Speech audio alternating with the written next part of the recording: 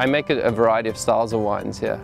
Everything from very modern, very funky stuff like my pepper pot and my berry box blends to the straight varietals, you know, the Sauvignon Blanc, Chardonnay, Shiraz and Cabernet Sauvignon.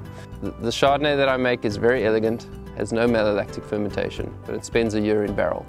So it's a very tight, very grippy style of wine. It needs a bit of time in the bottle, as good Chardonnays do.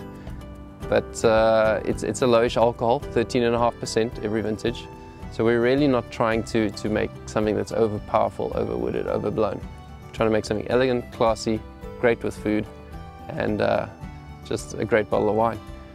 On the Sauvignon Blanc, there's a bit of a leaning towards Bordeaux. Having trained in Bordeaux and made white Bordeaux, as well as red Bordeaux obviously, I believe in a bit of Sauvignon Blanc with a touch of Semillion in it.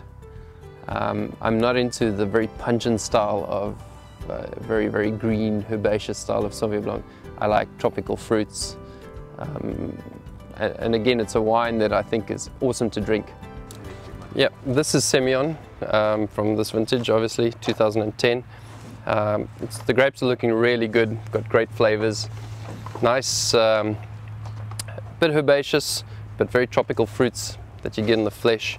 The skins are quite soft now, and it's gone from that sort of dry pyrazine style to the more fruity, if you want to call it lychee, guava flavors coming through. So I'm really happy with this. The potential looks really good.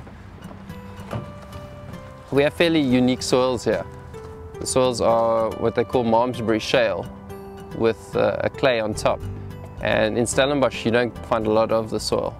Speaking to some old winemakers like Jan Boel and Coetzee, they say this little spot is a very unique spot in Stellenbosch, and therefore in the South African wine industry.